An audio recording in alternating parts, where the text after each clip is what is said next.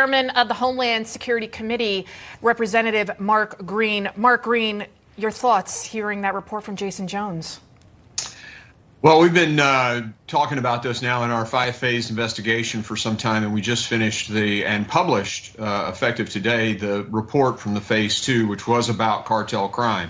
Essentially, and the cartels are taking an advantage of these policies and the tons of people that are coming, millions of people. They overwhelm the crossing sites, and then they bring the drugs and smuggle the humans that they don't necessarily want us to know about around those crossing sites. So that's been the modus operandi. Actually, Merrick Garland actually talked about it, and then Alejandro Mayorkas said he knew nothing about it. So it's a huge dereliction of duty on Mayorkas's part. They either know or they don't care.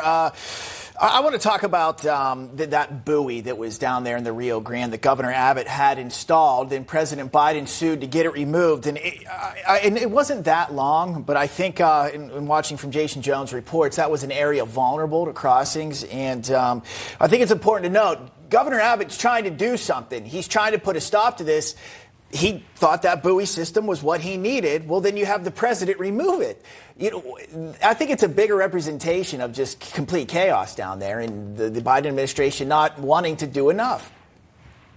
Yeah, the interesting ruling from this federal judge is that they have to move it back closer to the U.S. border. So I don't think it's as bad as some media has made out. But what this really is you hit the nail on the head. Abbott is forced, the governor of Texas is forced to take matters into his own hands, because really the failure of Mayorkas and the president and the administration to control our southern border, the cartels are in control. So they're doing things, they're acting, they're doing everything they can within their capability, and you've got to fight the federal government at the same time in order to protect your border. You take El Paso, for example. They were seeing like 870 a day. That's a city of about 200,000. New York has 11 million, and they're fussing about 10,000 a month. I mean, it's ridiculous what's happened to Texas relative to some of these other Democrat cities that are complaining. Congressman, we have about a minute left, and we have yet to see just the repercussions from all of this mass invasion of these people. And when the criminal element among them organizes, God help us all. I mean, we're seeing some criminality among them already in the sanctuary city of Chicago.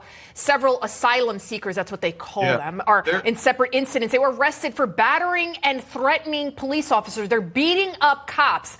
I mean, what's it going to take for us to actually vet these people? Why not adjudicate their so-called asylum claims at the border? And if you're in, you're in. If you're not, turn you around. How could you possibly vet 23,000 people coming through? It's not realistic. Yeah, it's already a nexus inside the United States. And you can look at San Francisco. The Honduran cartels have taken over and merged with the gangs, and it's one big system now. And it's all over our country. And again, we reported that in the phase 2 report that was released today.